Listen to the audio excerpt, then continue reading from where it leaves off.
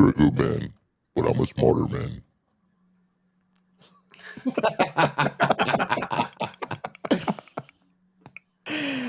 Oh God. Okay, but welcome everybody. My name is Robert, and I am your host. And I am Gio, Captain Chaos. And who do we have here? He's back. He's back. He can talk. I can talk. It's true. Ray's back. Tell a friend if you want to be my lover. For trouble, Ray.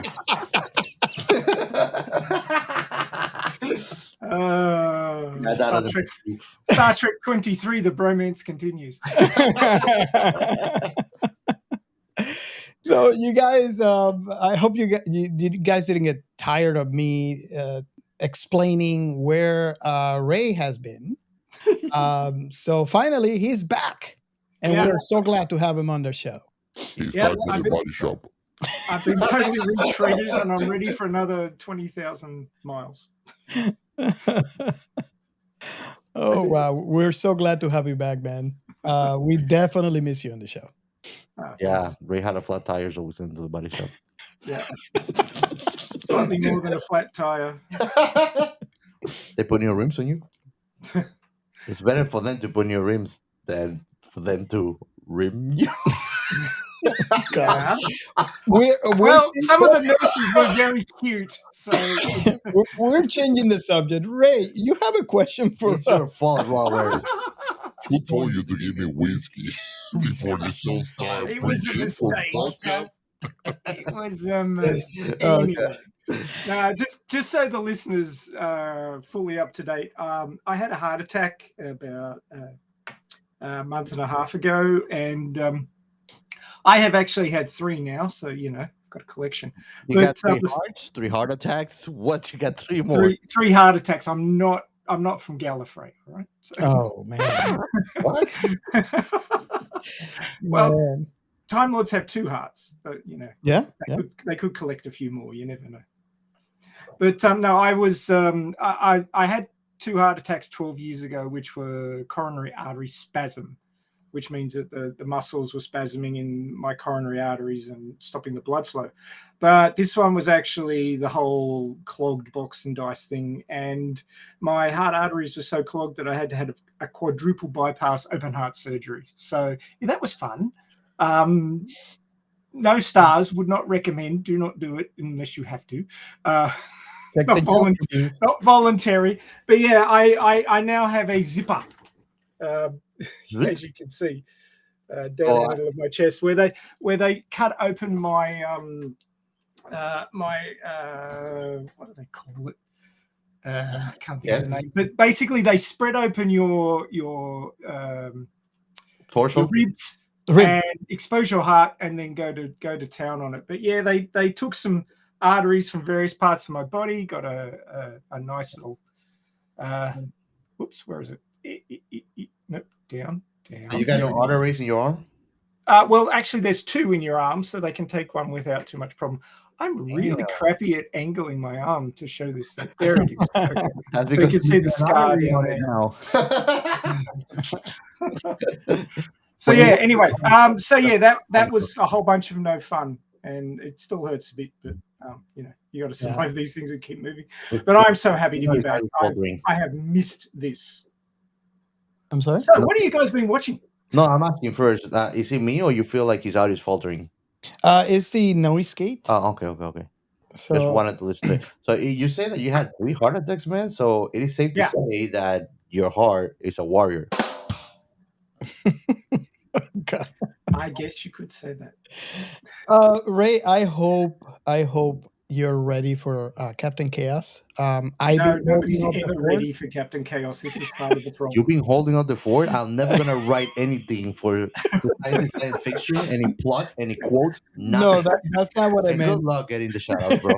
What I meant was Robert's doing the shoutouts today. I'm holding the fort on trying to the Ford.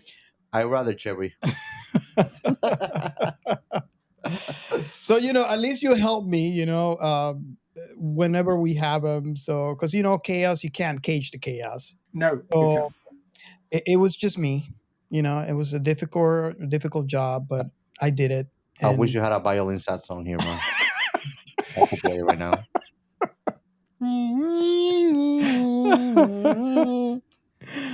Oh God! But yeah, we're really glad to have you back. It's nice to have you back. Yeah, I'm glad to be back. More sci-fi. Yes. Yes. He's returned. Speaking of sci-fi, what have you guys been watching? I have been watching a lot of Star Trek. There's a shock. A lot of time in the mirror today, watching myself. No, we've been watching some anime. That one by now, if you guys have downloaded our previous episode, it was definitely a mind bender. Isn't it good? Oh my god, hell yes. So if you guys have not downloaded the Gene of AI yet, just can pause us, go back to the previous episode, download it, listen to it. And you might as well just watch the first episode and then come back to the show because it was good. You will have trouble stopping at the first episode. There's 4 out as of recording. In fact, the new one dropped just last night, my time, which was Sunday your time. Yeah. Sunday day. But have you watched the new one? No. 4 cases? Not yet. I watched 2 episodes. Well, here's the thing. Gio kind of gave me this idea, and I kind of have done this with previous animes as well. He watched the second one, but see what happens is since it's live, you have to wait a week for the release of the next one, and then you get stuck. Like right now, I'm stuck because I watched the first one. I want to know what happened. But the thing is, I know that if I go through all the 4s, which I can finish in a day because they're like 20 minutes each, then I'll be stuck again. So I'm actually doing what he's doing, which we're waiting for the entire season to release. Yeah. And then we can watch the entire thing. Okay. Well, it's pretty obvious from the first episode that the nurse has got a thing for the doctor. Yeah. Yeah. Oni-chan. Opa. Senpai. Oh God. Yeah, I feel sorry for her. She's got a work cut out for her. Oh, like I was commenting to Robert about her appearance. Like I didn't like they did favor her by giving her those little tails because it makes her look a lot less. How can I put it? Mature, sensual. Oh, okay. She looks a lot less sensual with those tails, and she's actually very pretty. The character of the nurse. I mean, what nurse? Not sexy. With that short dress. She's a humanoid, so she's an AI. Yeah. I hope she doesn't have a pencil sharpener in the wrong place. God. And if you don't know what that means, go ahead and download the previous episode. No, they need to go and watch Space Truck so they can learn what is a pulsar.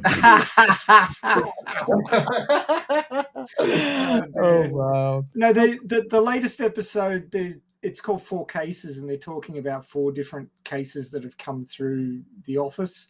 And one of them's about this young bloke who he's got a thing for this girl in his class, and there's this game that's like big at the moment. It's sort of like a dating game, but if you get an illegal mod, you can put people that you know into the game and turn them into the main character. And this guy gives in and does that with the girl that he's interested in class, and then he spends all his time with her. And then he finally gets to go out with the girl, and he uses the name of the character instead of her name. And I paused it right after he did that. I went, "Oh shit! I can't watch. It." The train wreck. It was a complete train wreck. I won't tell you how it ends, but it was just one of those train wreck moments. It's just like, oh. Yeah, I never made that mistake, but boy, I could imagine it. That date went well. That date went. Oh wow! So, I mean, it's part of the top 5 don'ts in dating is use the wrong name. It's just like deadly. If you want to get rid of a chick, that's the first thing. Oh yeah. I'm sure if you wanna like get rid of somebody that you're not that keen on. You're gonna get attention with that. Unless they're yandere, in which case you just get stabbed. So what have you watched that is sci-fi related? Does Orisukudoji counts? No. But you did watch that Star Trek episode. Yeah, I was mate. No, yeah, we were watching Star Trek. What's the Star Trek that we're watching? Strange New Worlds. Strange New Worlds. Yeah, it was fun. It was nice, and I got to annoy the heck out of Rover with my objective points of views. So he kind of understand my point very clearly, but at the beginning he never. Let me put a perspective for you, Ray. He never seen Star Trek aside from the few episodes that he's seen. He's talking about things he's never seen in Star Trek and making his own opinions on it. Yeah. And I and Rocio, that knows what we saw in the past, we're looking at him like, how do we even begin to explain? Because there's so much Star Trek you need to watch to actually make an opinion. Yeah. And then I started talking, and I just got frustrated. But I was right. I won the argument. And he's still wrong. And he's still wrong. I won on my head. But you see what I mean? He makes his opinion, and you agree with me, man. Well, in one of the points, but I just made one point, which is the fact that and again, spoilers for if you guys have not seen Strange New Worlds, the last episode. The guy, actually, you were kind of wrong because we were talking. The Klingon was bad news. I wasn't sure that he wasn't going to be.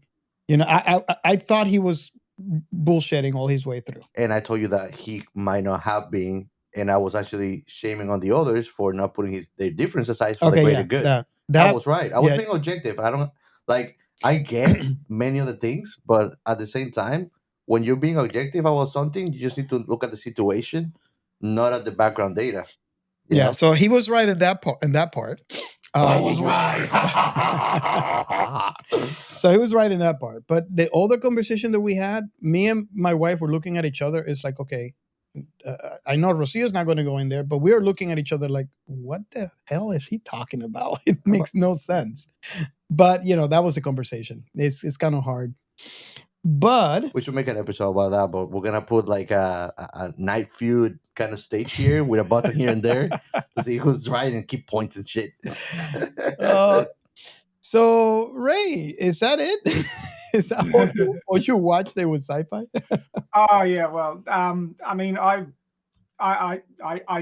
accept that waiting and binging is really enjoyable, but I've got enough current season anime that I'm interested in that there's something every day for me to watch. So I don't really get completely sort of like, oh, I've got to wait a whole week because there's a whole bunch of things that I'm watching. So I get something to watch every day, but that works for me. But something that I watched just this morning was Mushoku Tensei Season 2. It's really good. I think I saw it and I was curious about it. It is brilliant. I mean, it's edgy in that whole creepy Japanese sort of edgy way that you get. I love that. But yeah, it works for me. But anyway, Mushoku Tensei is really good. It's about a guy who was a complete loser and a shut-in and a NEET who he dies trying to save somebody in a crosswalk. There was a girl and a boy crossing the crosswalk, and Truck Kun was coming along, and he leaps out to save them. And that's what he's called, Truck Kun. And he gets hit by the truck, and he gets isekai'd to a fantasy world. Isekai by Truck Kun. It's amazing how that becomes a verb. Standard.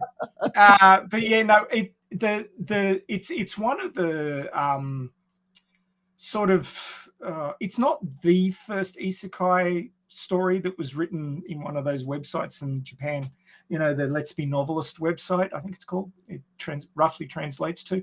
But it was one of the biggest, and it took them ages to get around to turning into an anime. And they actually made a whole new studio and got some of the best people in industry in to make this show. And you can tell because the first season's animation is so beautiful that your jaw will drop. I mean, if you don't watch it for anything else, watch it for the animation in the first season. But Yeah, it's Rifujin Ganote, who's the author. I've read the entire series of Mushiko Tensei. There was a background story, a second story, and it comes up to 1.5 million words. And I've read the whole thing. And he's a very good writer. He also wrote another one called Orc Iroka, and I've been reading that one this week as well, and it is really good as well. I feel really sorry for the main character. He's an orc, but he's an orc hero, but he's a virgin, and that's the worst thing you can be if you're an orc hero, is a virgin. So he's gone off to try and lose his virginity, but the war is over, so they're no longer allowed to take sex slaves. So the orc leader has told them, all you can do is like ask for consensual sex, because there are no female orcs. They're only male orcs. How hard they have to mate with other species to make more orcs. So he's gone off to find a bride, and he's sort of wandering around. He's gone to the human lands, and he's gone to the elf lands, and he's gone to the dwarf lands. That's the first 3 books. But he keeps showing up looking for a bride, and ends up solving all these problems and making the orcs look really good, but not getting anywhere with the girls. And I feel really sorry for him because he's a really nice guy. Whoa. Hold up. He's going everywhere to get a bride. Is this interracial? Yes. There are no female orcs. So what the orcs used to do, because there was a 1,000-year war between like the humans, the orcs, the dwarves, and the elves were all on the one side, and all the other races were on the other side, and the sort of fantasy monster races lost. So the war ended, and now the orcs are trying to rebuild. Well, everybody's trying to rebuild, but the orcs are trying to rebuild as well. But they don't have any women. There's no female orcs. The only way they can reproduce is with other races. So he's got to find a wife, but he's got to find a willing wife. So it's kind of like a really, like if you read a lot of rom-coms, like Japanese rom-coms, you can see the similarity points, but it's got a really neat twist on it because this guy's an orc. So you think like he's a really strong, like he's the strongest orc, but he's not really tall or anything. He's a bit on the short side, but he's an amazing fighter, and he goes off and solves all these problems. And helps out all these other people, and they all think really highly of him after he leaves because he's still going off trying to find a wife, but he's just not getting anywhere with the women. And I'm like, poor bastard, I feel so sorry for him because he's a really nice guy. I just imagine him like, I gotta go into a quest. Oh my god.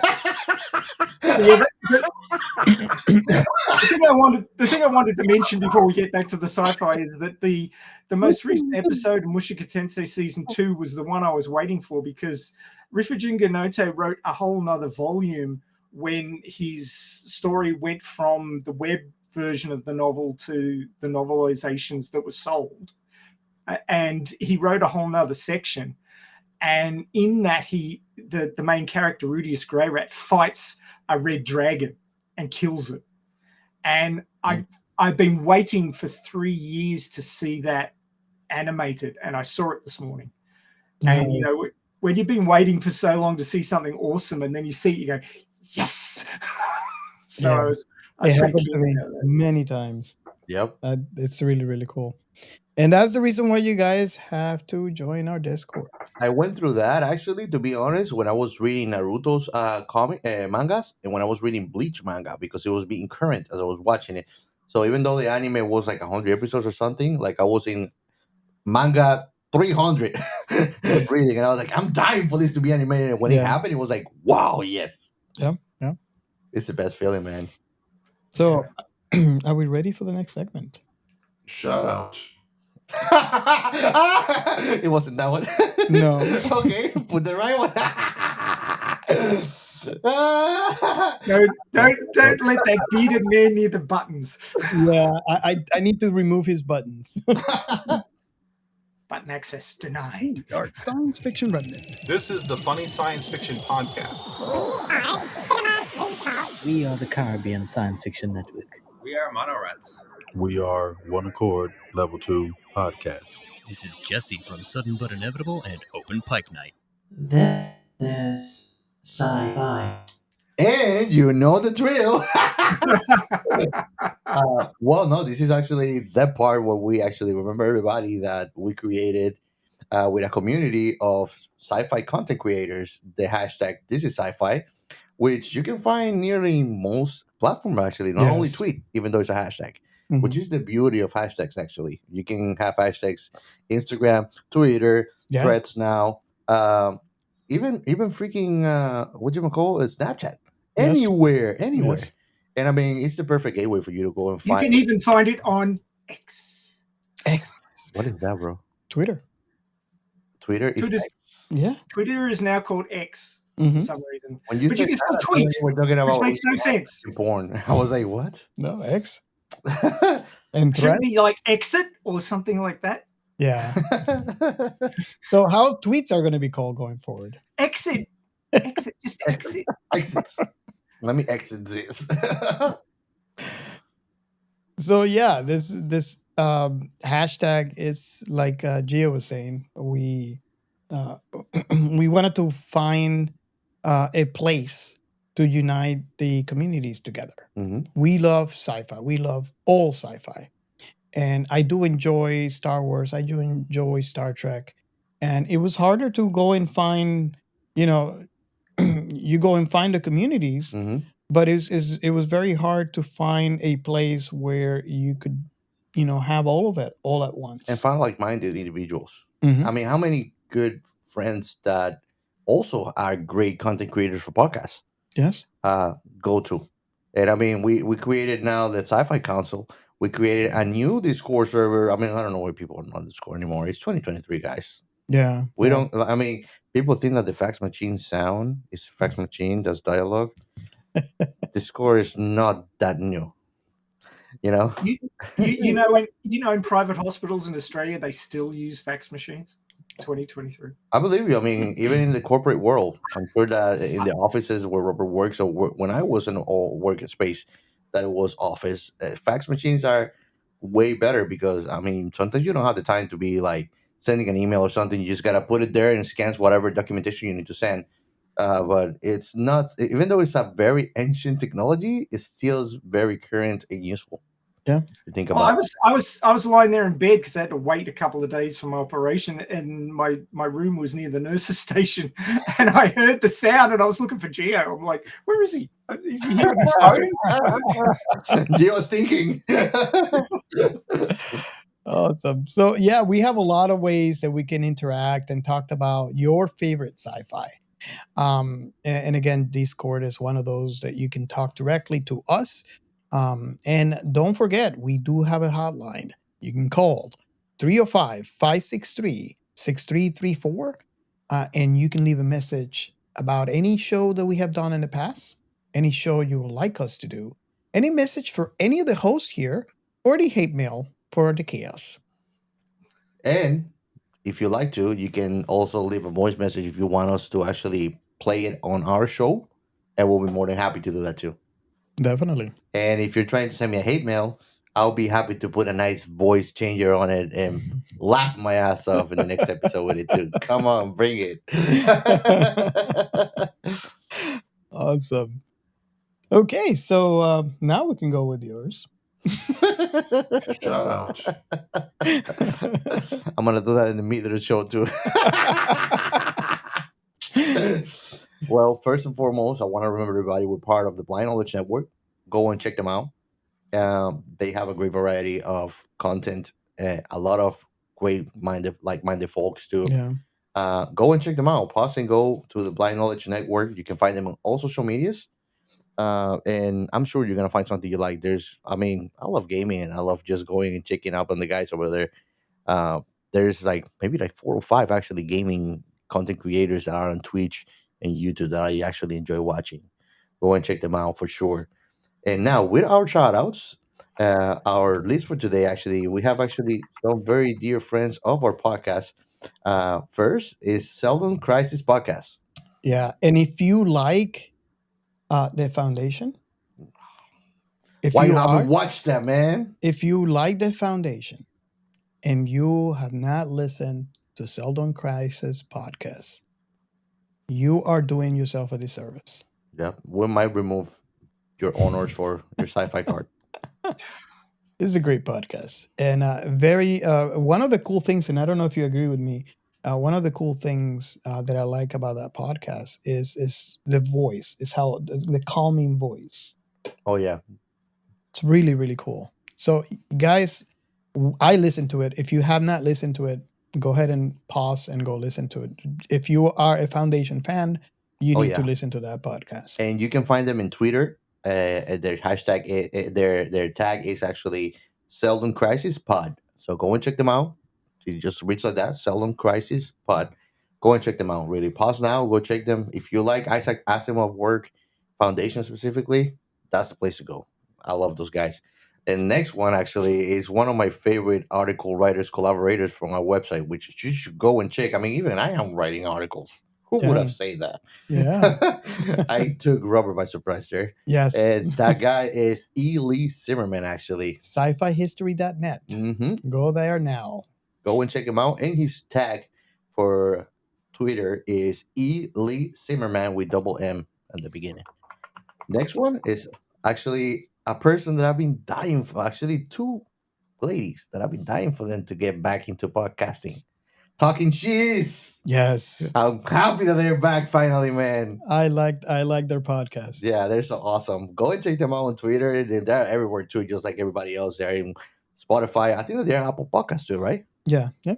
So and I mean it's fun. It's fun. They're fun. I love both of their personalities. They bring to a creepy, thrilling topic a touch of fun too. So I love it, man. I love the conversation. And we had a great episode with them in Roswell, actually. Mm-hmm. Wasn't it? Yeah, I think so. Yes. Yeah, we did Roswell with them, and it was fun as hell. Next one and last but not least, actually, I love this guy, Ro from the Scary Bot. I always messed up your name. Scuttlebutt. Scuttlebutt, and that's the Scuttlebutt. We need to have him on the show again. He's been on a couple episodes, and if you are not familiar with the show, you should go ahead and download it now. Great show.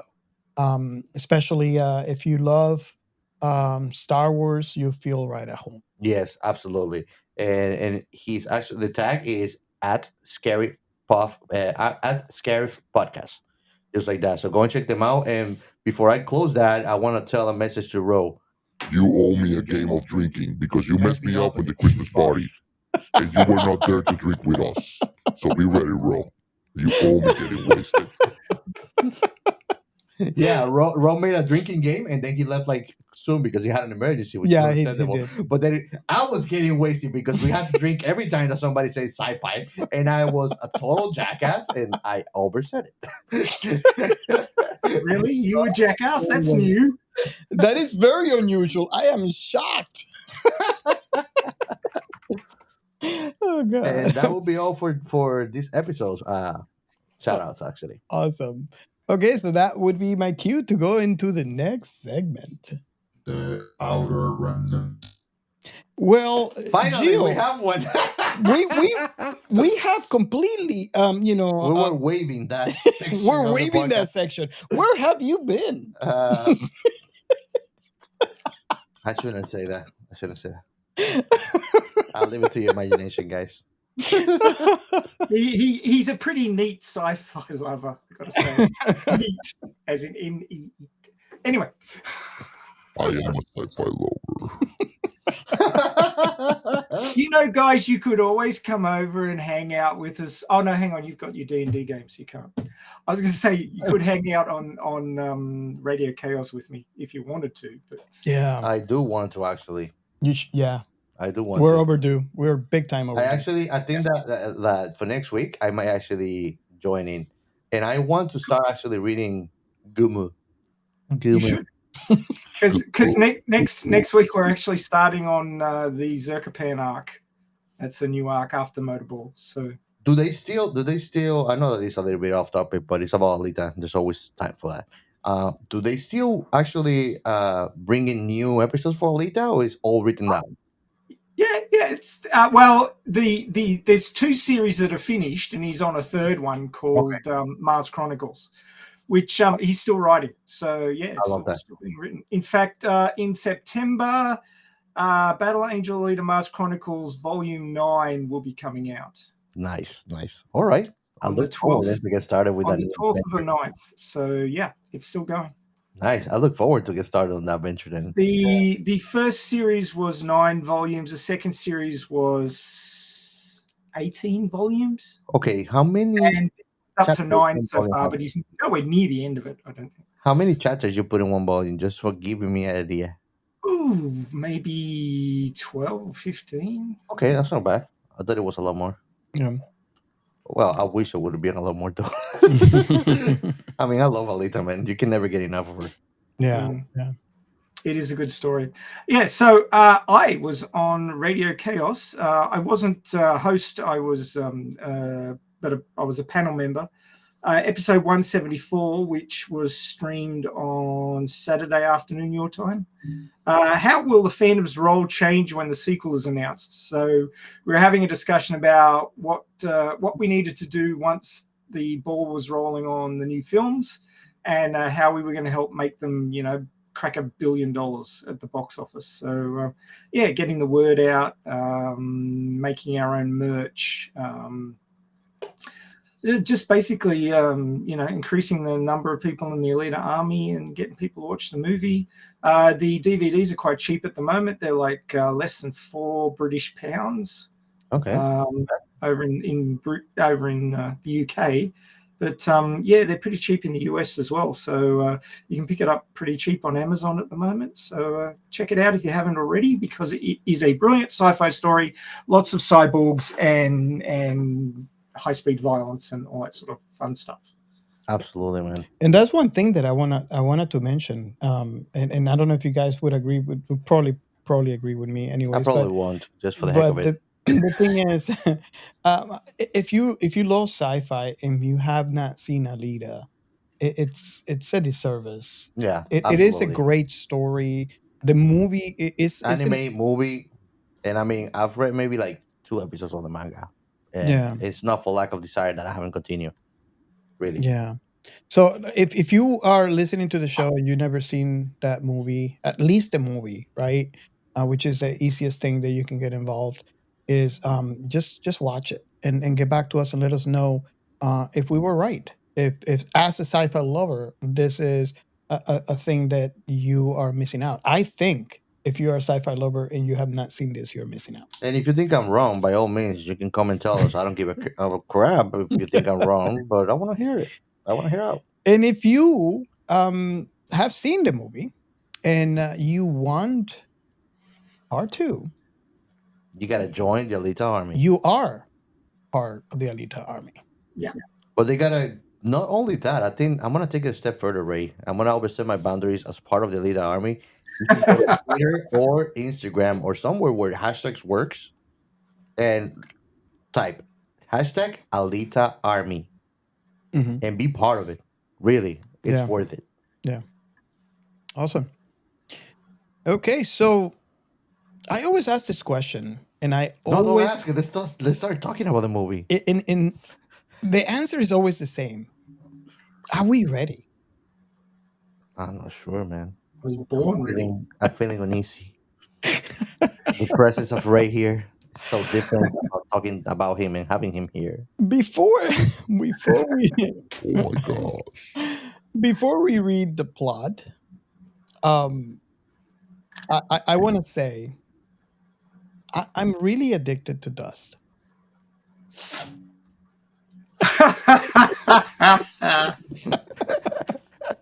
Seriously, he is. How many Dust movies have we covered so far? I think that we're becoming a Dust channel podcast. Just about. Oh my God. But I mean, can you blame me? No, I don't.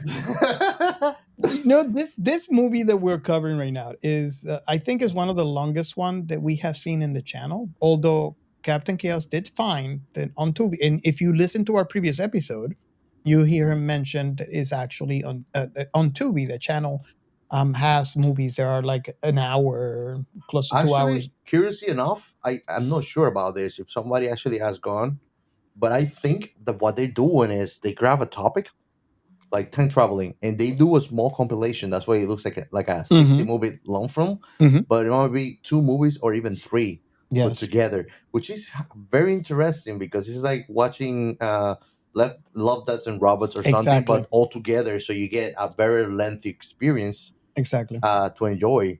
And it's even if the movie ends and it was short, you get more of that sci-fi theoretical topic, being time traveling, hyperdimensions, biological new forms of life, anything. Yeah. But you get it all compiled, and you get to watch 60 minutes or even longer collections on that. And I think that's delightful, man. Yeah, so I guess what I can say, and I always say this in every Dust movie that we cover, is this movie is 30 minutes long, one of the longest ones that we have seen. I recommend you pause us right now. You go into YouTube and you type The Shipment and look for a Dust movie called The Shipment. Watch it and then come back to us. It's only 30 minutes. We can, you can go back to us at any time. Could you say that they could watch it on a poop break? No, this is more too long, right? Yeah, this Some is more people like would take that long, though. this is more like a lunch break or something like that. Okay. Yeah, definitely. And the problem with a lunch break is that you'll watch this and then you might want to put more because typically you have an hour lunch and this is just half your lunch.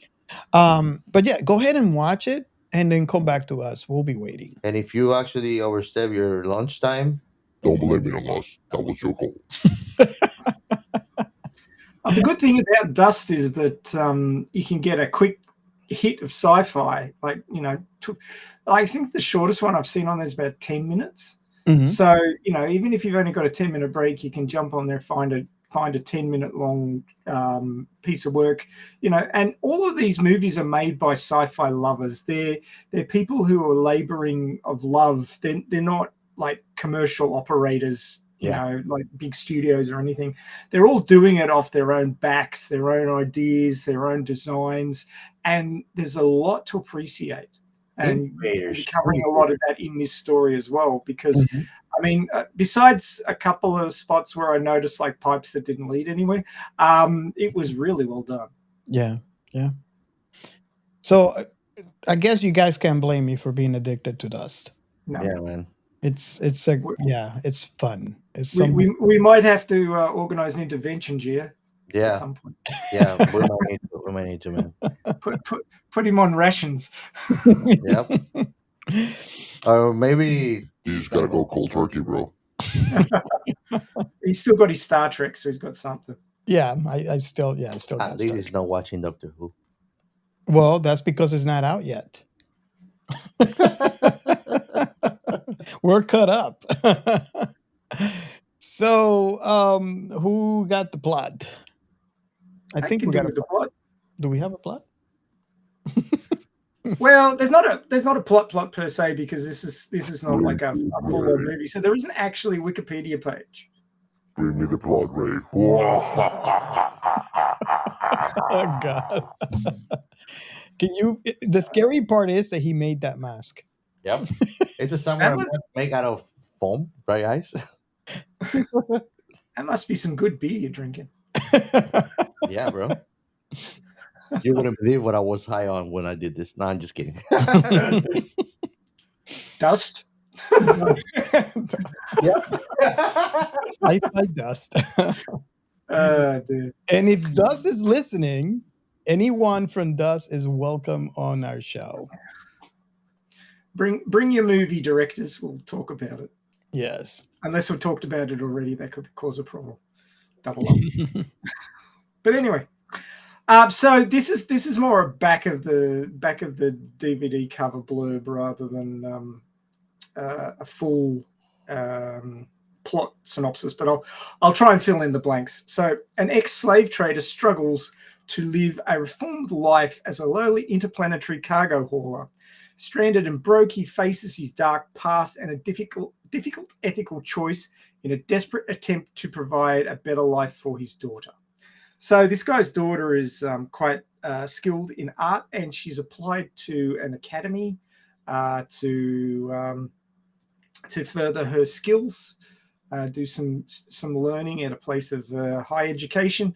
But the application is pending, we find out, and later on we find out it's because they haven't paid the fees because he didn't have the money. So this guy's working for his daughter. The wife has died, and the wife made him promise not to transport slaves anymore, because apparently in his past he did. But he has a problem with his ship. The heating systems break down and his cargo dies, the weird cow things. And he's now deep in a hole financially, and he's looking to sell his ship, but they only give him basically breaker fees for it. They were going to cut it up. And then this guy comes to him who was he's a fixer who organizes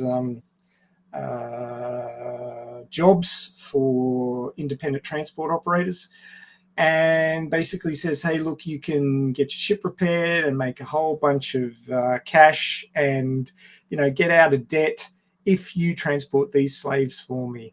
And he's like, nope, don't want to do that. Yeah. Independent ship traders? Is that like elegant way to say pirates or smugglers? Maybe. Maybe. No. But anyway, we're not told that slavery is illegal, but we find out somewhat during the trip that it is, because he was getting his ship was being chased down by the local authorities, and they wanted to board and check out what his cargo was. And the genetically engineered massive Russian dude who was put on the ship with him was going to eject the cargo, as in kill the slaves. Igor, yeah. And the guy didn't want to kill them, so they had a fight, and he won by weird drug worm. he got the he was very happy at the end. Yeah, he got the worm. I'm not gonna say who did it, but somebody stuck him up in the neck till he just fall off. Literally. I would say that worm thing was the reason why the Google stats aren't so great for this, because people saw that thing and just got grossed out. Yeah, but that would make sense. I didn't get grossed out by it. No, you don't get grossed out by anything. No, I don't. So you don't apply. I'm such a curious person. I'm half a natural curiosity. I was tempted to just get one of those pets for myself. I hear the things that come out of Gio's mouth, and I do not doubt that in the slightest. Exactly. I'm glad that you know me that well. Well, you didn't think I knew what a gilf was, but anyway. I'm gonna have to get, when I get back to my house, an app for voice changing, bro. I'm not quitting. I am not quitting on this. I might even make a full episode like that, just to kill you guys. I am so sorry, guys. He's gonna go back home, but Robert started this. He's the one with the panel and the fun stuff here. Like I said in the previous episode, if you guys download it and listen to it, I said, Captain Chaos is in my house. Please help me. Gio started the fire. He's out of control in the podcast. Okay. So anyway, so the captain, the father, wins the fight against big scary Russian guy, and then we see the academy and the girls being led towards the academy, and the father's there with a couple of dudes in power armor, and he's handcuffed, and he gets to say goodbye to his daughter before he goes off to jail. Because he was smuggling slaves, which is apparently illegal.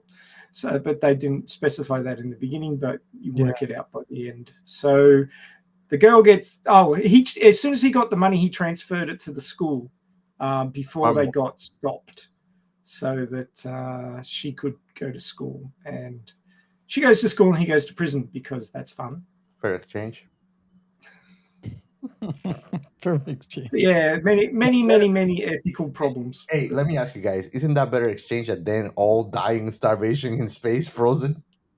Well, yeah. I mean, she gets school and everything paid up, and he gets free housing. And the slaves get released. It's all a matter of perspective. Yeah. You never thought of it like that. Free housing. But he doesn't have to worry about a ship anymore, Free about meals. his daughter, and about what he's gonna eat. Free housing, free meals. Yeah.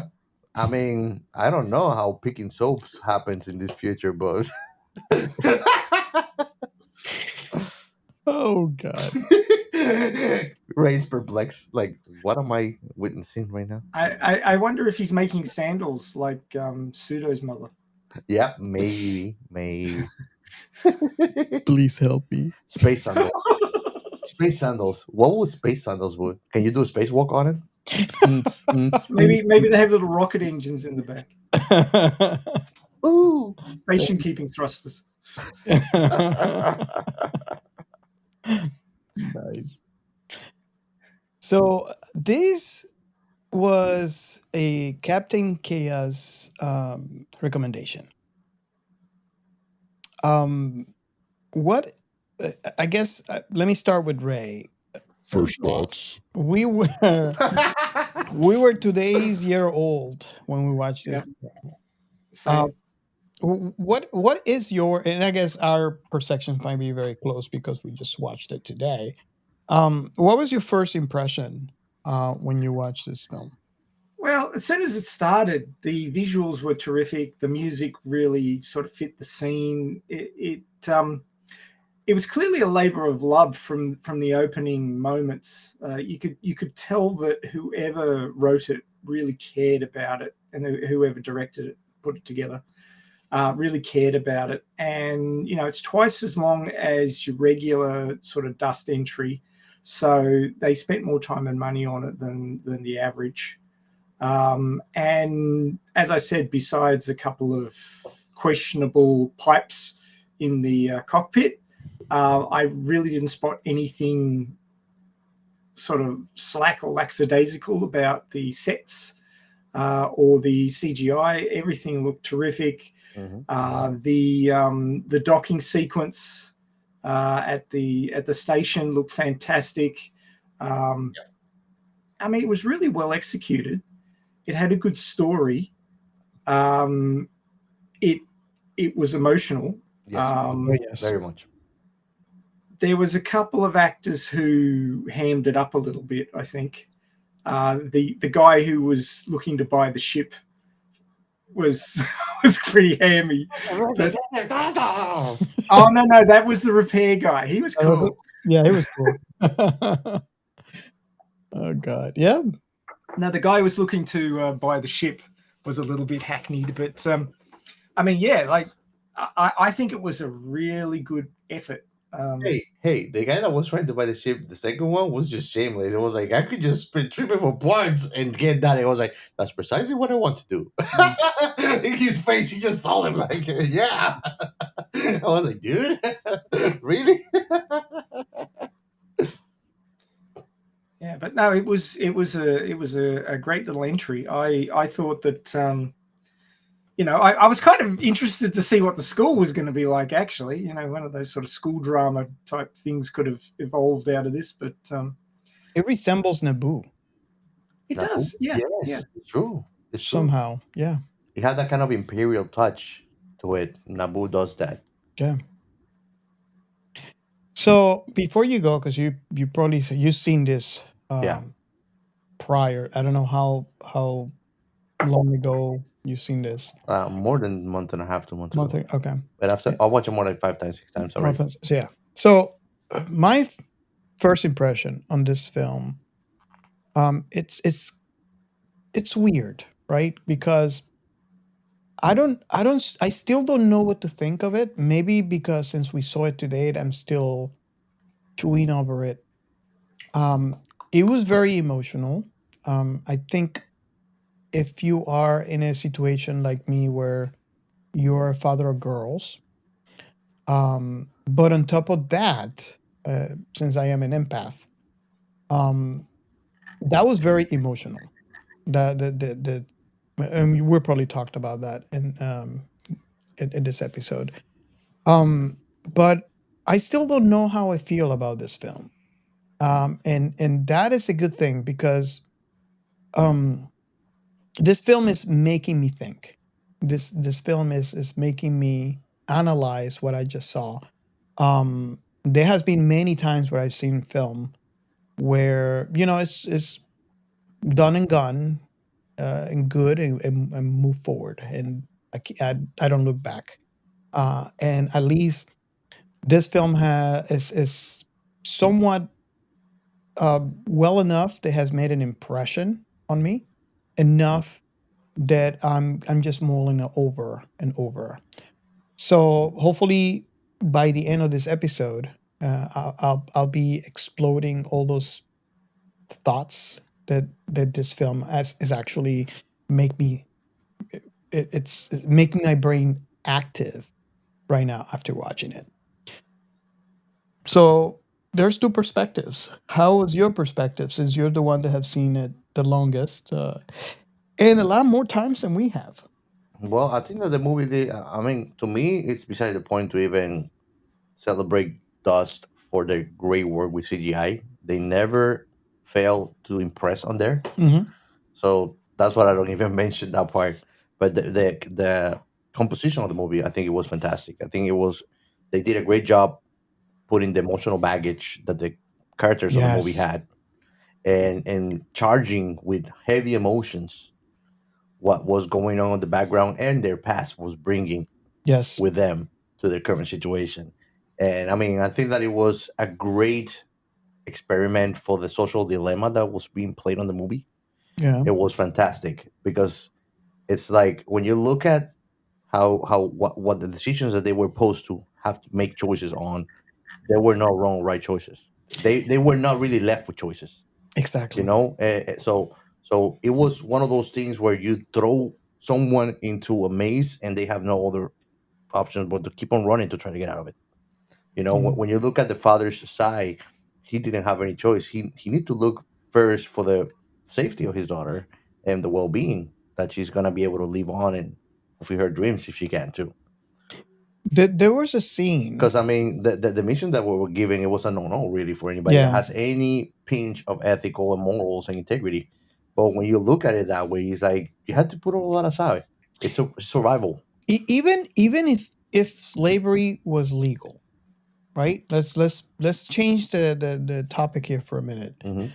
Even if slavery was legal in this universe, it for someone that has a good moral compass, that would always be the wrong choice. Yeah, And I think that's one of the things that was killing him from the inside. yeah, So I don't blame him for trying to escape. And the only way that he knew in this particular, universe, which is using those worms. By the way, those worms will be equivalent to heroin, I think, or getting high. but like getting high on like chronic drugs, not like Yes, smoking weed or something. I don't know. this was. It looked more like something dark, like something that would consume you eventually. You know, it didn't look like something harmless. If you want to put it easier. And this is one of the things that I want to say. The creators of this film did well, and Mhm. I like to hear from the two of you and see if you agree. Is the fact that they made me feel his plight throughout the entire film, and it made me wanted him to escape via some sort of drugs because he is going through this plight 24/7. Mhm. There's no relief, there's no help, There's no there's no pause. hope. No, And despair. it's really interesting to me how a film, number one, is only 30 minutes long, can convey that to someone watching. And they're not telling you the whole story. They're just making you feel. They're they're illustrating in parts because you can't really illustrate the entire thing, Mhm. but they're making you feel and illustrating this whole fact. He has no hope. Yeah. What do you guys felt about that? I mean, I just found that to be very, very curious. We can go first. I'm dying to hear him talking. I miss you. Well, I mean, he was trying to do the best for his daughter, and even losing his freedom while selling his ship, which he got from his old man.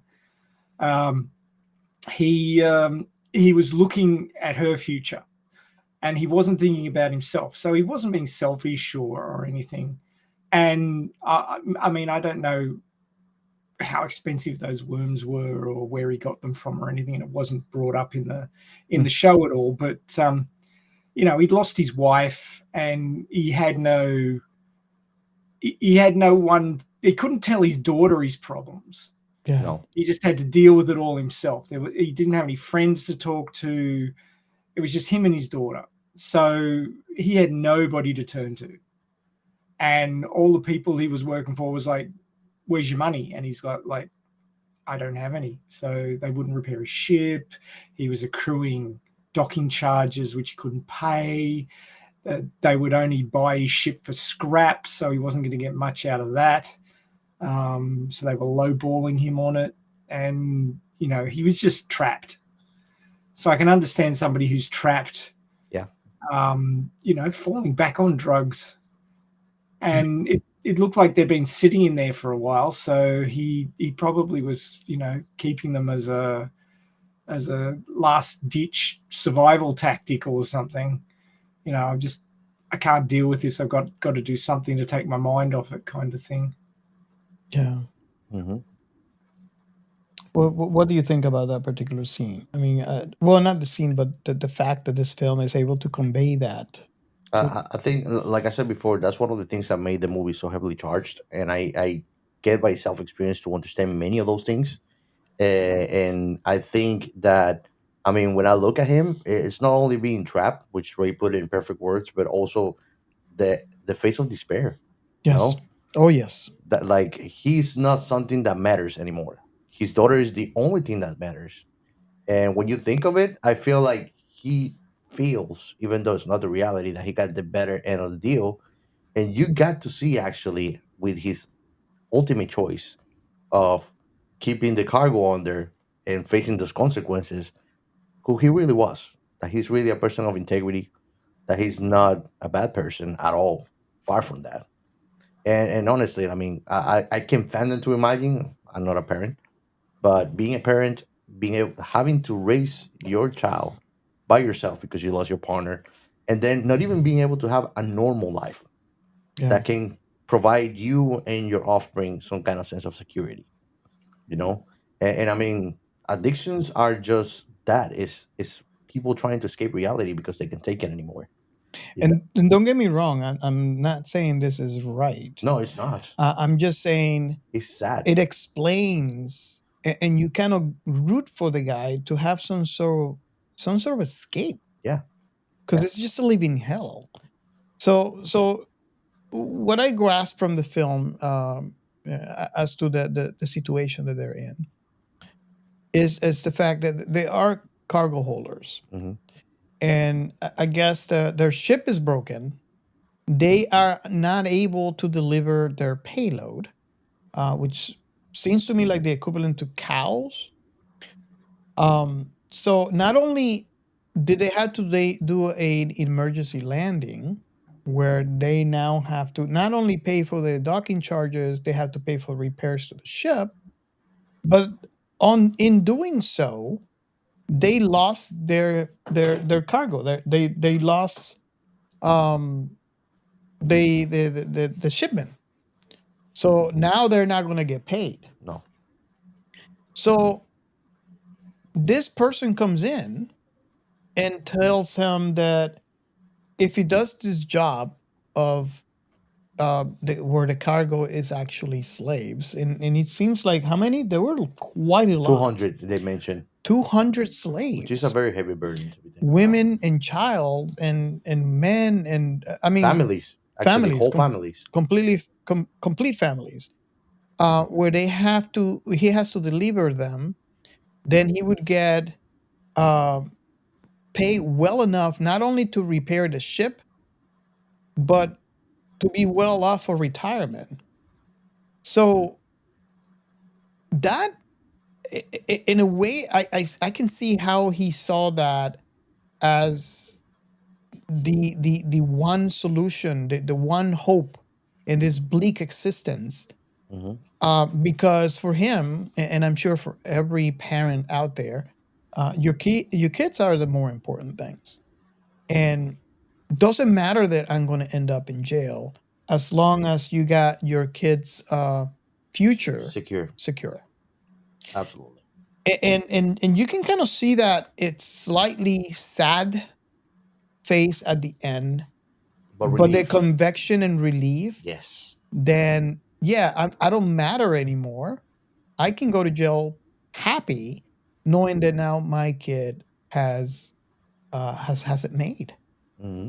He paid in, and this is what we see at the end of the film, where the daughter is finally at school. The school is completely paid, and she has it made. Um, it's it,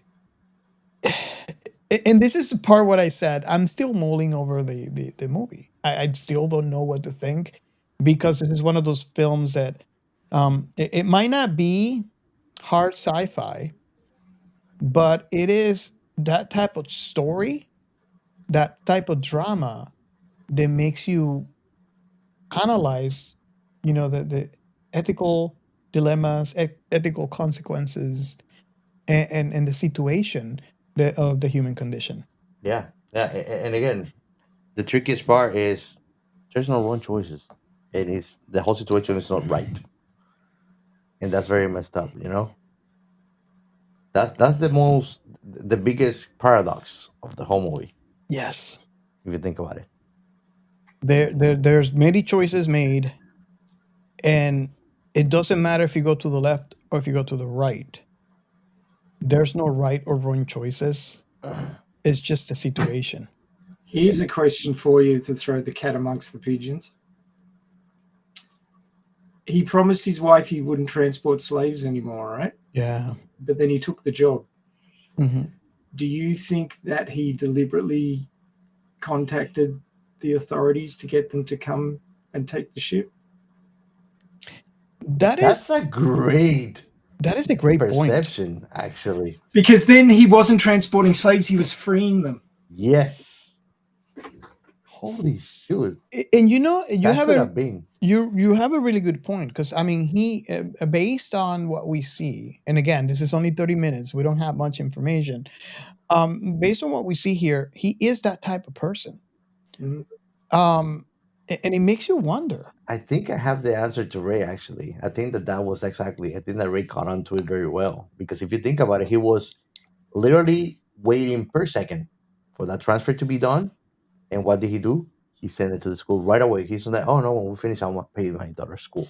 He secured that transaction Yeah. for his daughter by the second. So if it actually is 99% likelihood that he wasn't planning on really finishing that job.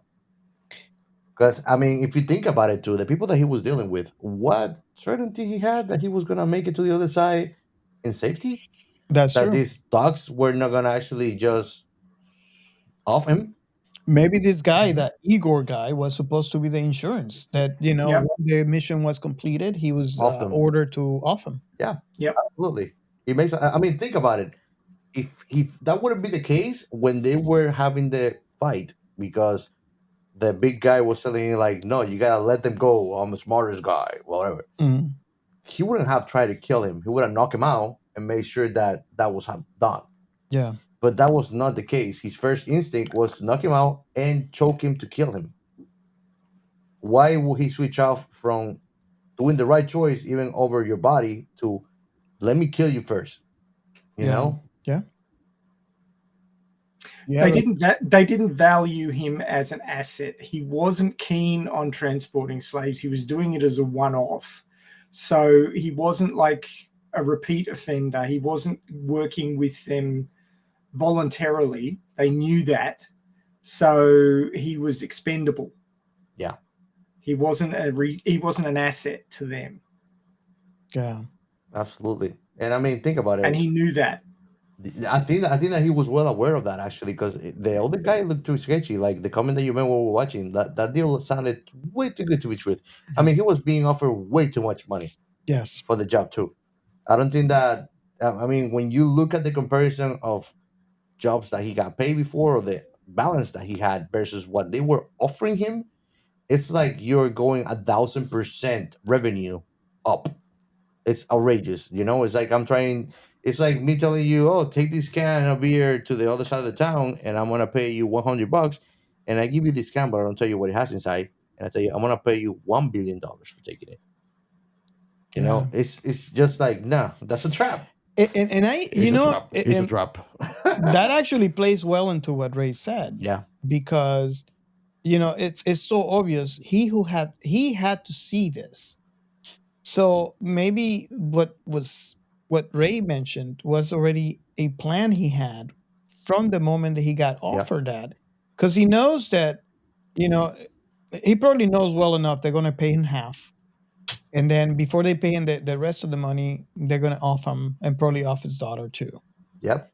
So he had to plan it really well. He had the opportunity that, okay, I'm going to get enough money now, even if it's half the money, to send my daughter to school, and I don't care about myself. Yeah. Now, one of the things that kind of bother me in this movie, and I don't know, I mean, there's not enough information, obviously, because the film is 30 minutes. He obviously saved a slave. He's obviously, if you are any kind of investigator from any kind of government, you would kind of tell some things from this scenario, right? There's the slaves that, let's not even assume that he called in the authorities, right? Let's assume that they just showed up, which I still think that was not the case. I still think he called it in, but let's assume he didn't. There was obviously a fight. This guy was drugged up. They came too soon enough, because what did they say? It was like 6 minutes or 7 minutes for them to reach him. As a matter of fact, when they were fighting, when the guy got drugged up with a worm, they were already telling them they're about to board. Mm-hmm. So you can see how they were being pulled into the some sort of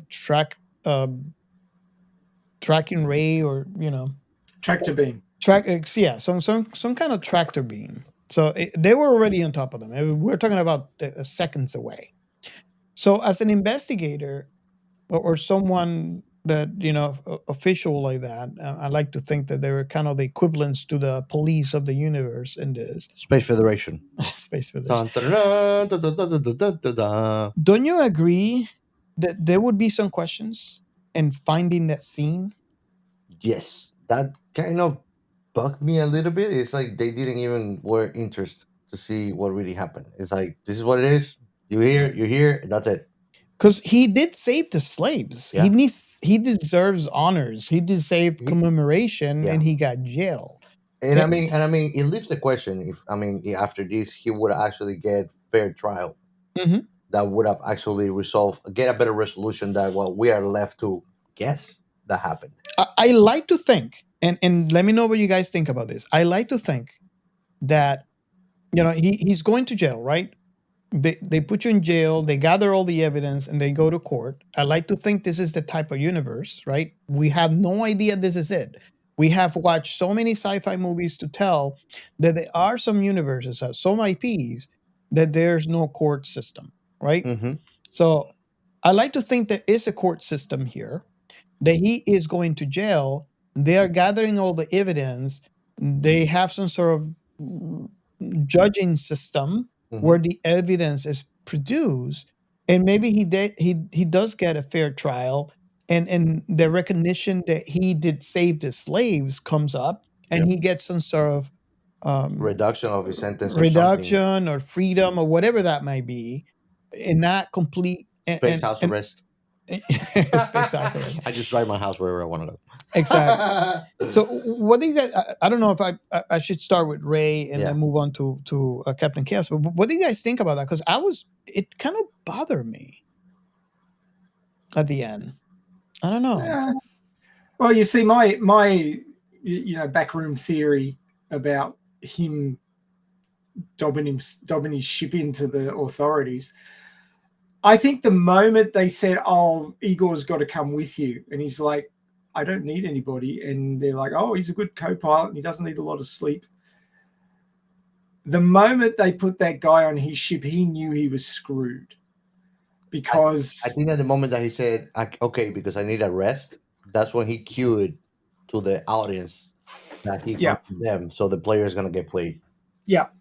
I reckon he did it deliberately, and when he opened that can and the snake came out, he let it crawl around the table rather than putting his arm out with the food on it. True. So he was doing it differently. So I'm that's what made me suspicious that that it was a turn the tables kind of thing. Yes. And he was upset that his daughter was pissed with him that he didn't keep the promise to the wife. But this is a way he could keep a promise to the wife, save the slaves, and he probably turned informant to reduce his sentence. So rather than getting 30 years, he probably only had to do 5 or something, because he would have informed that the dark skinned guy was organizing the slave trading, and that he would have had the details on the other ship that brought the slaves in the first place. So he would have, dropped all that information to reduce his sentence, turned informant. So I think that he did the best he could for himself, but he made sure his daughter was set up before he went down. Yep. And that was the best result he could get, because I reckon at the end of the trip, they would have killed him. Yeah. And his daughter. That makes sense. And his daughter. Yeah, absolutely. Actually, I think, and Ray has a really good point here. I think that might have been the best kind of scenario if he's turning into an informant, because they, the fact that he's going to go free will not go too well with the evil makers of this universe. So it would make sense that he would have to serve some sort of time or reduced sentence, maybe like 2-3 years or whatever that may be, if he's going to turn into an informant, so he can go back undercover and do his thing. Not only that, if you think about the big scale of his actions, he could have been actually doing something heroic, because he might be actually ending a trade line of slavery. Because if these authorities actually do their due diligence, they just gotta follow back the paper trails for the bank transactions, and where the deal was done, following whatever Igor they can get out of Igor, by questioning or something like that too. Because at the end of the day, this movie gives you a lot of very nice messages that are healing society. Everybody is capable of almost anything virtually when you push into the limits. You can see this as a father that is not of a person, it's a person, an integral person, doing something that is completely against what anybody on his place would have done. Wouldn't they have been on the same position as him? So besides that, just like Ray said, he made the best out of such a horrible situation he had. Yeah. And I think that at the end, he actually, what most might have worried him will be being in bad terms with his daughter.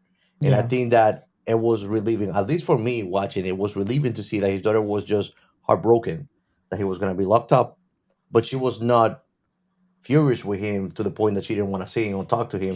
She didn't hate him. I think that would have push him to the edge to just kill him. Like that. I mean, I'm not the father, but that would have killed me. Yeah. If I'm trying to save my daughter, and on top of that, the price to pay is I never get to talk to you, and you're gonna hate me forever. Yeah. So that was at least, and I agree with you. That was one of the good things that came out of this whole situation, is that she was just heartbroken and did not hate him.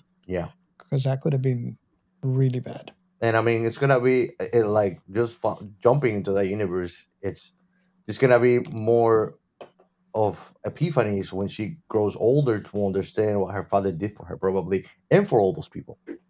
Yeah. I have one more point to add, which might change the way you're thinking about it. But if it was known to the criminal organization that he betrayed, that he was, his sentence was reduced because he turned informant, then they would either go after him or go after the daughter to get revenge. But if they think he's going in for 30 years, they may just leave him there to rot, or they might, because other members of their group might be in the prison, they might try and get them to kill him. So I would expect that he would be put in solitary confinement, and they could pretend he was in solitary confinement and then move him to a safe house and then put him in a witness protection program. Yep, that's what I was saying. Without telling anybody.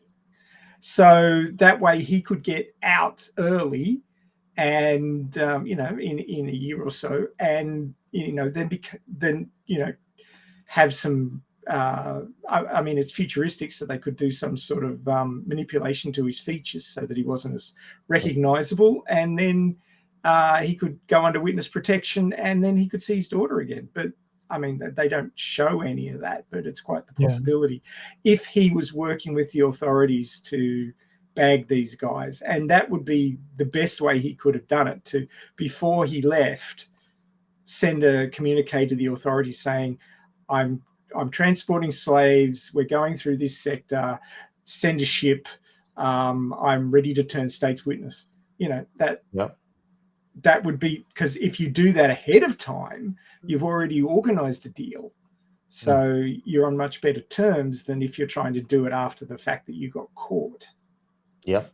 And that's one of the great things about Dust, and the reason why I'm addicted to Dust, is the films are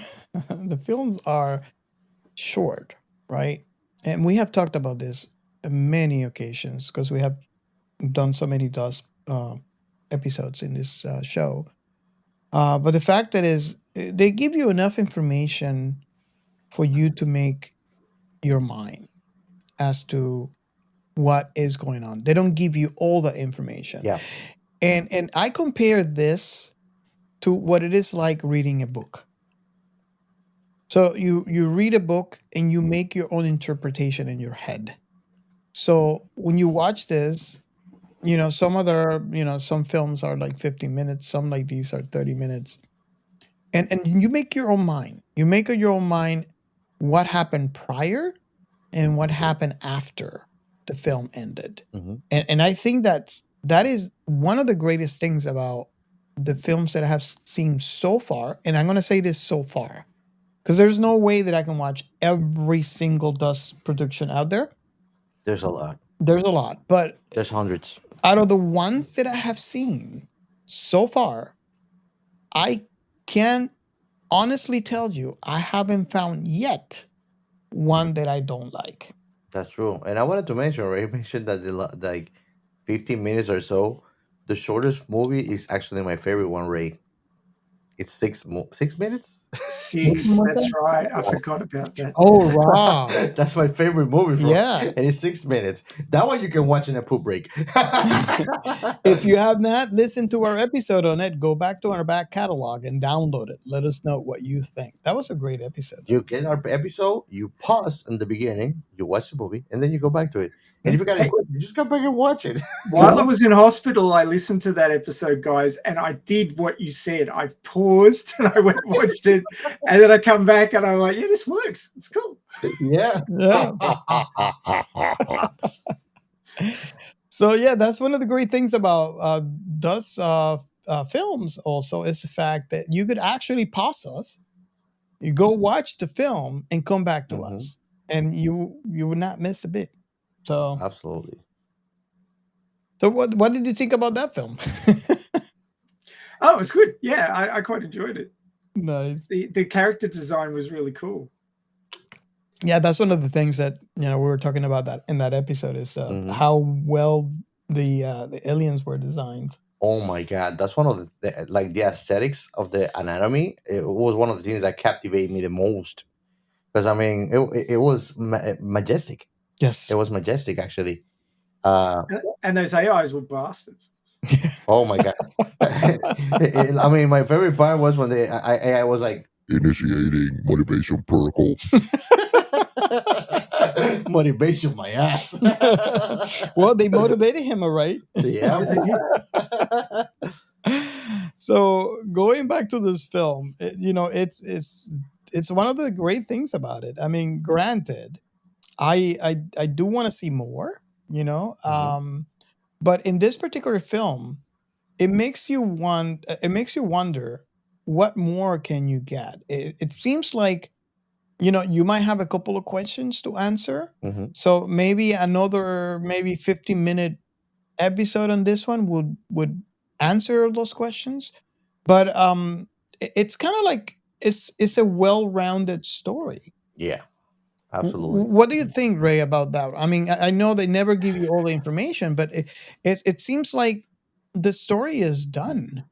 That's pretty much a beginning. Obviously they don't have an actual beginning, and the ending is kind of done. And you have a couple of questions that could be answered, but it's kind of like you don't need a movie. You don't need well, maybe a short movie, but you don't need a TV show. I can tell you the way that it is, like you wish there were more for closure, but there's not enough to give you a full other movie out of it. Yeah. That's the gist of it, It's like there's not enough content for you to get another movie out of these movies a continuation, because even though there's no closure, but that's the way that they do it in the short time that they have so much they had to actually comprise on it.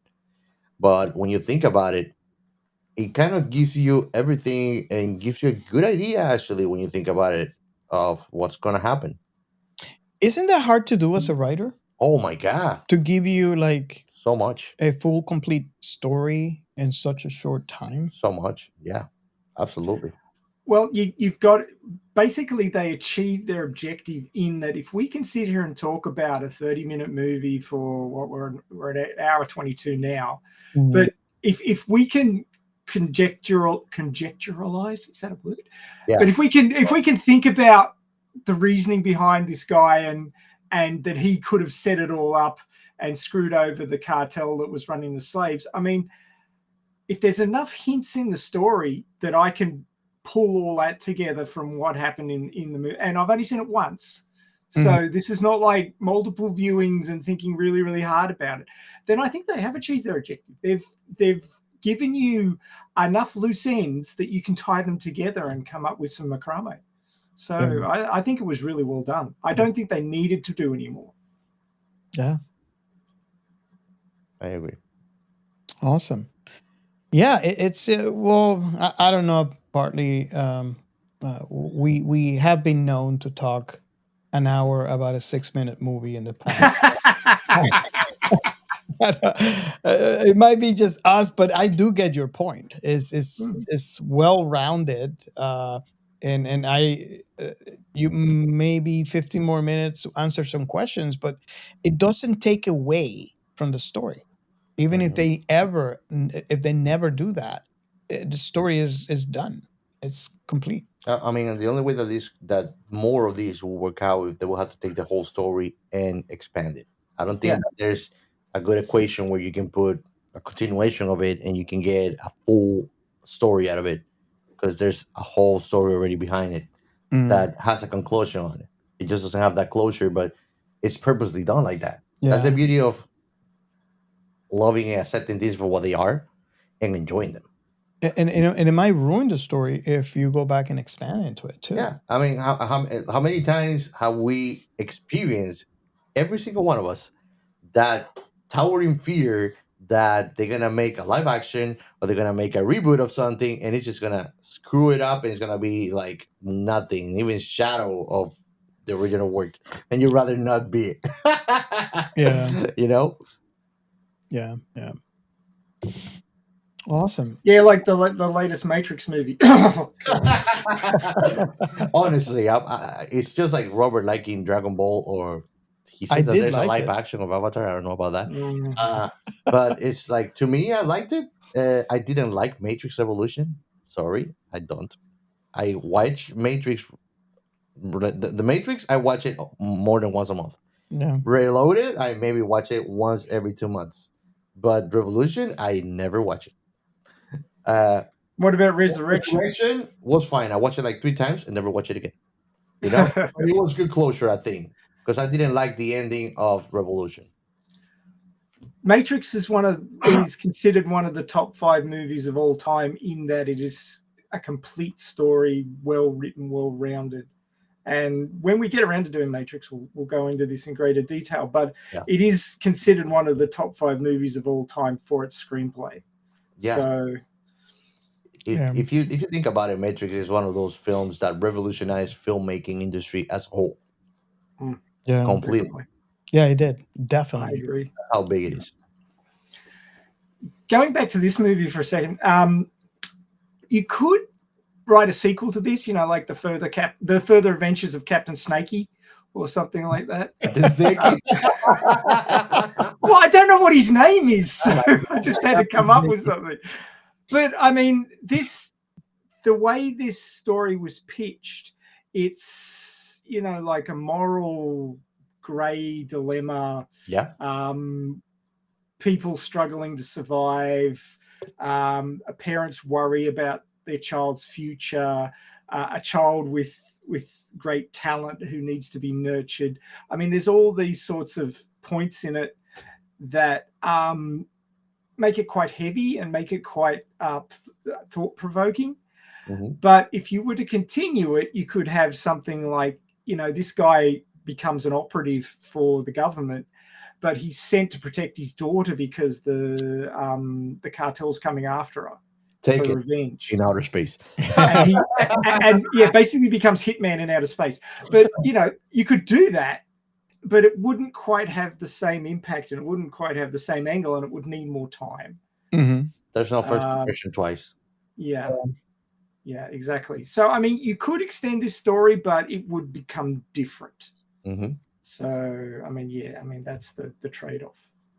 And it's like I always say, when you're trying to do a sequel or a prequel or a continuation of any sorts, it's a very bold move, and it has a high possibility of being a flop. That's the way I look every time that something is gonna get any kind of annex to the story. Unless you call it Empire Strikes Back. I watch a funny TikTok that actually talks about every title of Star Wars, and he tells you that the titles were completely wrong, and then they rearrange it. So like Rogue One was like the beginning of the saga. The Empire Strike Back was New Hope. It was just like, oh my god, like Robert has to watch this, is gonna just kill his brain. Yeah, I think I watched it. It's really interesting. It kind of makes sense. Yes, it does, right? Yeah. But when Empire Strikes Back came out, George Lucas hated it. Yeah. He thought it was going to be a huge flop, and it was all wrong, and so much for that idea. I think that it's not only that too, but it's also like as an artist, and you probably experienced that, and you too, because you guys create content of your preference too. But we, as our, that they say that when you create something, you have to enjoy it as your audience. Mm-hmm. And we, as the creators, innately are always overly critical of our work, and tend to be harder than we need to be on it, and just put our own works into so much scrutiny. Mm-hmm. That's true. But that's also part of the things that makes that when something is made with love and passion, it's just a total success too. Is that Gio, do you feel that way about your artwork sometimes? I detest my artwork. Oh shit! But I keep on doing it because everybody around me tells me that it's good, and I should keep on doing it. My dad is actually an internationally celebrated artist, and he tells me that I'm better than him, the drawing and things like that. And I'm like, really? My dad was telling me, like, you should make classes and actually have 2 or 3 students. I'm like, really, bro? You think that I'm good for that? I'm like, yeah, bro. I'm like, oh no, no, not in heaven. Yeah, we should start up a class, Captain Chaos. with the elven helicopter. No, I'm not gonna say more about that. You guys have to join us in Discord and come to our D&D game. Yeah. Oh my God. Our last D&D game was epic. Captain Chaos just brought chaos, and I mean that in a literal sense. Did I disappoint? You were trying hard to kill us, but I actually think I got in the way. Was that before or after the kobolds? Oh, bro, you had no idea, Ray. Should I tell him? Nah, that's okay. That's for another. That's a rate card. Well, let me put it this way: if you want to know what happened, you gotta join our Discord at least to ask about what happened on our last D&D game. But obviously, if you're into D&D, go ahead and join a Discord and let us know you want to join. Make sure you have your character set created in dndbeyond.com before you reach out, and I can add your character to. Actually, there is a link that you can click where you can add your character to the campaign. Yep. But and you can join me game.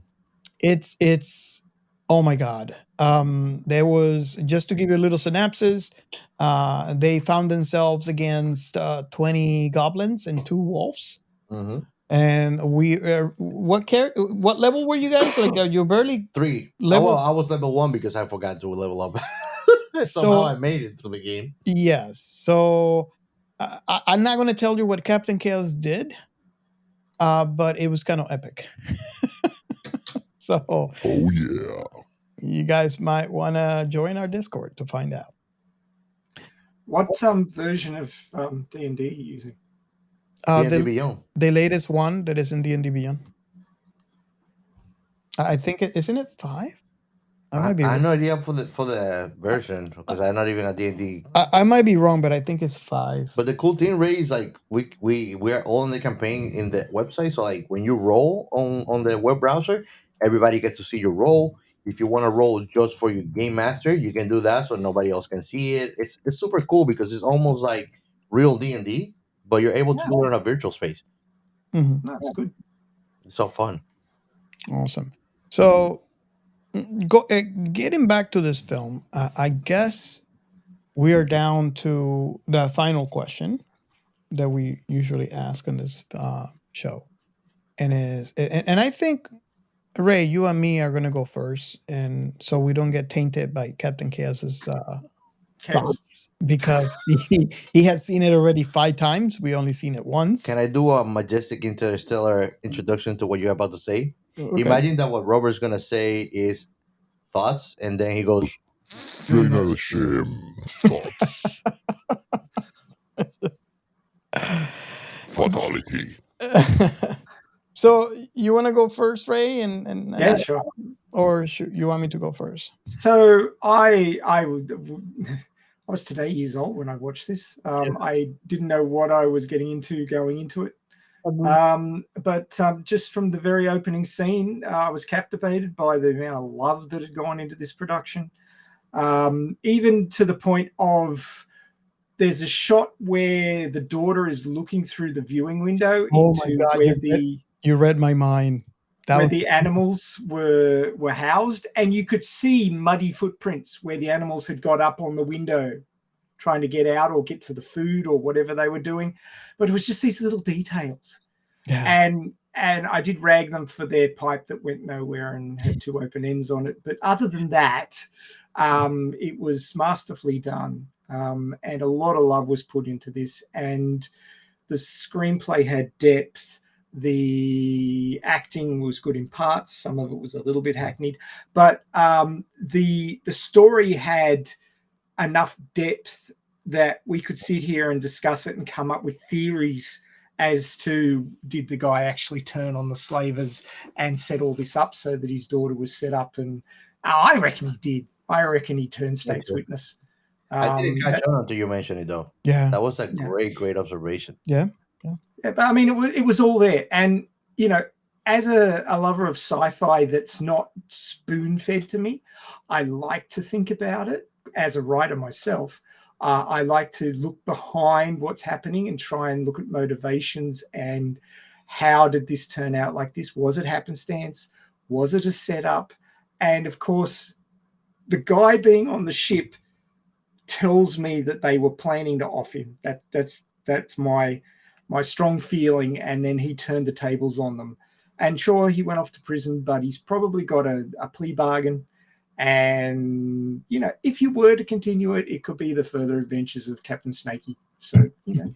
Yeah, and when you think about it, actually, now that you guys were talking about like continuation or something, the best idea for a continuation of that is that the operation of taking down that whole slavery operation. Uh-huh. That would be a totally great idea too. So they could actually expand and give you a full length movie too, full of action, full of thrill and drama. If you think about and full of twists and turns, because we've already had some. So, you know, that you can tell that the screenplay writer was thinking that way. There was depth to it, and I like that. But yeah, I could see him, like, now that his daughter's safe and where she needs to be, he can go off and take them down. So I mean, he was strong enough to fight that massive Russian dude. So I didn't think he could fight him, actually. Yeah, I think that without him being Captain Snakey, he would have been able to actually. I think that shows his potential. That he wasn't afraid, and he was willing to take him down, although he knew he was stronger. He was very resourceful by doing that, actually, if you think about it. Yeah, exactly. It's like me trying to find a golem barehanded, and I have this little thing that is going to kill it, but I got to get on it. It's just like you trying to fight 20 goblins, you know, with 11 hit points. So, you know. Yeah. Same but thing. you look at James Bond's Roger Moore's James Bond, right? He wasn't a beefy guy. He wasn't like good at fighting or anything, and he had to go up against Jaws, the guy with the middle teeth, who was massive, right? And time and time again, he got the best of him because he was resourceful. Yeah.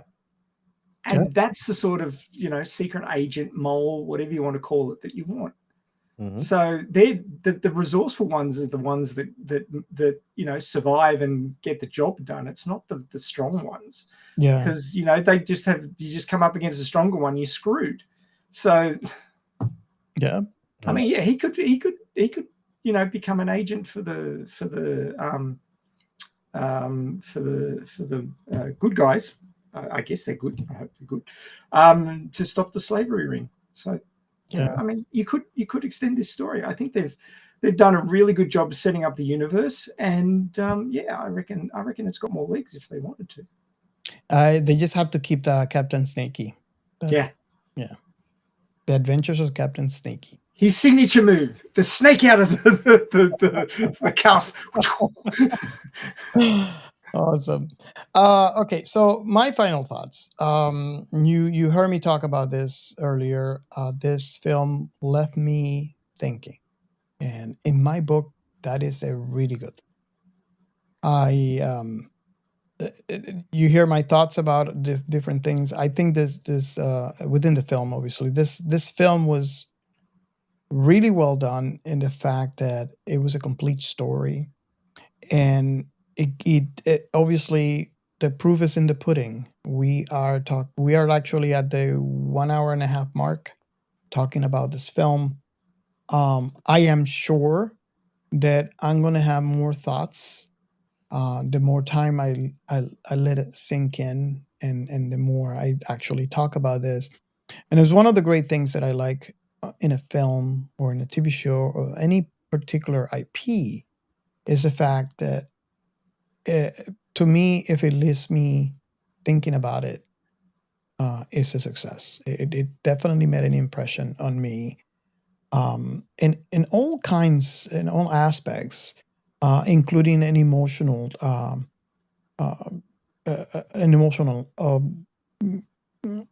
effect on me when we're talking about the daughter and the father and their situation.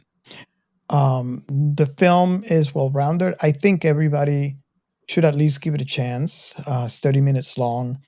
And get back to me and let us know if you agree with any of the points that we have made on this episode. The film, it's great, and this is one of those films that not only I'm willing to watch again and again because of the fact that it is short enough. It's only 30 minutes, but it is also the reason why I would watch this again is because it's one of those films that I wanna get more. I know, and And again, in part, I think is because we just watched it today.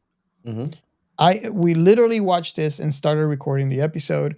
So maybe that is the reason. Maybe that is where I'm still thinking about this film.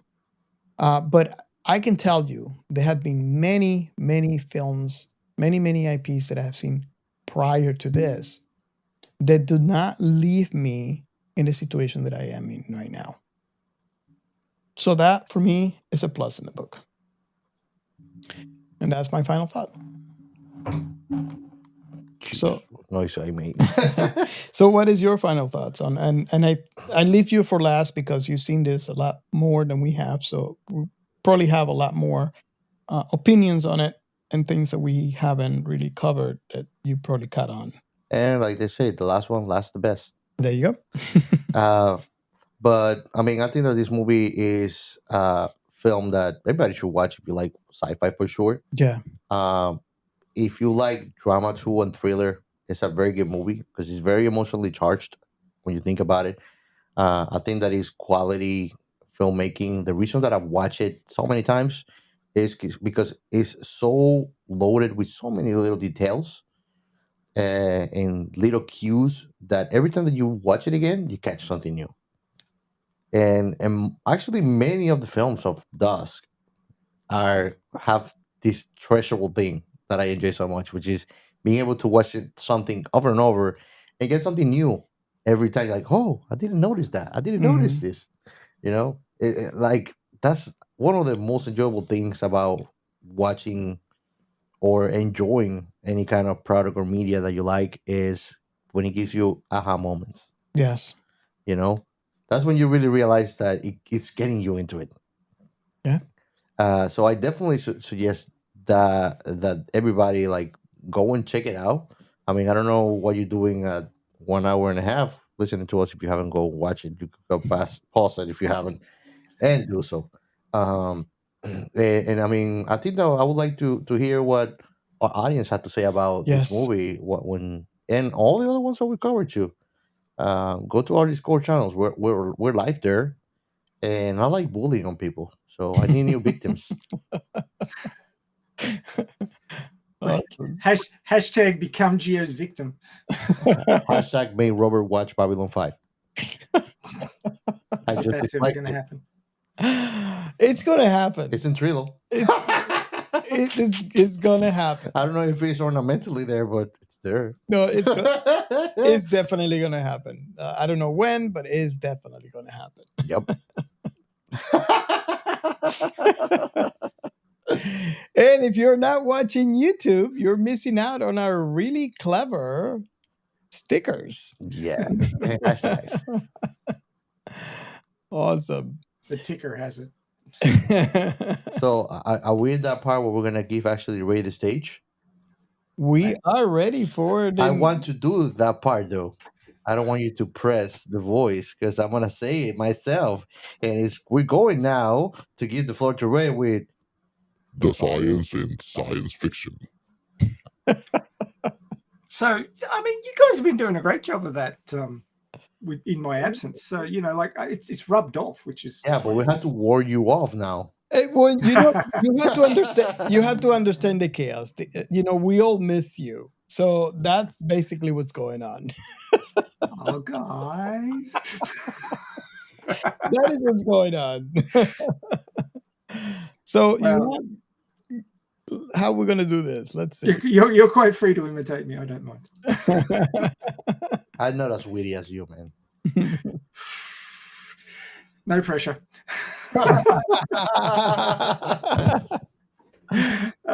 Dear. Anyway, so I mean, I was watching through this show going, God, where am I going to find some science? Where am I going to find some science? And in the very last scene, I'm like, oh, thank God. So yeah, I was happy when I saw the guys with the powered exoskeletons flanking the father who was handcuffed. Because that is something that they are working on right now. There's two types actually. There's powered exoskeletons, which require batteries and motivators and stuff, but there's also unpowered ones, which are basically more like shock absorbers So when you're running around, you got to jump down into a gully or something like that. These unpowered exoskeletons take up some of the shock and protect knees and elbows and ankles and things like that. But the human body, the wonderful biological machine that it is still quite flimsy in places. And as all of us tend to discover as we grow older, that bits break, snap, bend, strain, need retreading. but I mean, anything that soldiers are expensive, and if you can do something to reduce the amount of wear and tear on your soldiers, then they can operate for longer. So both powered and unpowered exoskeletons have been in development for quite some time, but they're not in widespread use yet. I think these things are going to be more the purview of special units, as in like I don't know the Green Berets and Marines and things like that would necessarily use them. They might have powered exoskeletons for specific tasks, like vehicles from bogs and things like that. But in general, I think that there will be specialized units that will have these that will go in and do specific tasks that require more than average strength, or crossing areas which are very rough, and people would be breaking ankles and straining knees and doing all sorts of horrible things to themselves just trying to get to the battlefield. So that's where they might employ the unpowered exoskeletons to protect the soldiers until they get to the battlefront. So these are the sort of things that I mean, if you've seen Edge of Tomorrow, it's pretty damn obvious how useful powered exoskeletons would be, especially with an alien invasion. But even in a normal theater of war, soldiers who never get to fire a shot because they've twisted their ankle or something stupid, just coming down badly on a rock that they didn't see because they were worried about getting shot. They've spent years of their lives and hundreds of thousands of dollars training this soldier up, and to have them get injured before they can even operate in theater, if they can spend a little bit more money and protect those soldiers a little better to get them to the battlefront, I think it's worth doing. No, So actually, let me do a segue there. Not only that, I read actually several years ago that when exoskeletal technology was being started to be integrated, it was being used for missions where soldiers had to walk hundreds of miles. It would help them actually make the whole trip without actually putting so much stress. Because imagine having to walk 200 miles on a mission as a Marine in an uncharted territory, having to carry everything that they had to carry with them, and be on good standing health for ready to fight if it's called upon them. So this is technology that actually we've been using that actually has been helpful to keep in good state our soldiers that are actually protecting us out there. And you could also use it for paratroopers if they were coming down in rough ground to protect their legs. Yes. And I mean, they don't necessarily need to keep wearing these things after they've got to the point where they don't need them anymore. They could just jettison them. Yeah, that's correct. So, I mean, you use what you need when you need it, and then you jettison it when it's inconvenient. So, yeah, I mean, I think that we'll be seeing more and more of this as the technology improves. Yeah, I agree. Before they get around to actually, replacing limbs with cybernetics, when that becomes a thing. Do you think that we're far from there? I think we're a good 20, 30 years from that being functional. Yeah. I want it to be to the point where in the anime, the gene of AI, that's what I wanted, but that we're a lot farther from that. A lot. Yeah, I like that reality, but not for military purposes. Yeah. I mean, I didn't get to discuss that one with you, but I had a real thing about why would AIs want to act like people? I mean, what would motivate them to do that? I think that is because we would create it that way, not because they actually would choose. It's like us acting like humans, but we were evolved or created that way. I think that and that's the funny thing about my perception of AI. We're creating AI based of our human perceptions, and that could limit actually the possibilities of how much more AI could excel at. Because maybe, like we have talked about other higher dimensional beings and things, our biology limit us to our surroundings and our plane of reality. Mhm. You know, so that same way, if we create AI to understand this, but AI is capable of so much more, hence where quantum physics is going to also revolutionize things that are going to go beyond our scope of understanding, perhaps. You know, See, I think the creators of that show made that decision just to make it easier to, integrate the AI into society and make it work with what the stories they were telling. But my personal feeling is, I think you're right, Gio, in the first generation of AI. And I mean, we say we have AI now, but we don't. We have what really is called an expert system. It mimics intelligence, but it is not actually sentient, and it is not actually intelligent. It is just mimicking it. Now, once it actually gains sentience and can think for itself outside of what it's been programmed to do, then we will see true AI. And once AI is building its own AIs, that is when we'll see it deviate from the human template. The human template of intelligence is all we have. Yeah. Because we haven't met another intelligent species. So we have exactly n equals 1. We have one example of intelligence, and that's our own. So we can't think outside the box very easily about how other intelligences are going to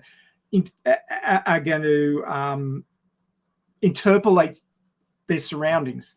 And once we create an AI which is actually intelligent and sentient, that's when we'll see n equals 2, and it will probably end up evolving quite differently and very, very quickly. Oh yeah, definitely. Most definitely. It'll be a Pandora's box. It'll be out there. I hope it doesn't end up. You had that word out of my mouth, man. I was thinking the same thing. Yes. It's a Pandora box. I hope it doesn't end up Matrix style where it's us versus them, but there's a good chance. Yes, I would have to agree with that. Yep. But yeah, everybody who calls AI these things like ChatGPT, it is not. It is an expert system. It is pretending to be intelligent. It is programmed that way. It is not thinking for itself. Yes, I agree. When that happens, that's when I'll be like, "Oh shit, here we go." I mean, you're in Australia, man. I don't think that AI is gonna make it there because they're gonna have to make it through a lot of dangerous freaking animals that are. We'll sick the salties on them. We'll be right. Just send the prison kangaroos after them. So. Just throw a freaking flying fox or one of those tarantulas that you have in your backyard. Did you see that video that popped up in the last couple of weeks about that guy who was parachuting down onto this sort of circular cement thing? And he parachutes down, and the parachute's sort of in the breeze, so it's pulling him along a little bit. And this kangaroo hops by and just goes smack. He goes, fucking kangaroo, little bastard. Oh god, I have to see that. I haven't seen it. I have to pick it up. It just cracked me up. It was like, Another day in the outback. Typical king hit, Go ahead and put it in Discord, and we'll have people go over to Discord to watch it. That was so funny. Awesome. So I guess this concludes this episode, unless anybody else has anything else to add. Again, I'd like to thank everybody for being with us every week. I guess we are glad to have our mad scientist back. Yes. So I hope everybody enjoys this first episode, a comeback episode for our very own mad scientist. Hopefully we'll have a lot more episodes going forward. So again, thank you so much for being with us. From the bottom of our hearts, I mean, I know I speak for the entire crew here when I say thank you. We really, really appreciate you being with us. And I mean, if it wasn't for everyone that is listening right now, we wouldn't be what we are today. Absolutely.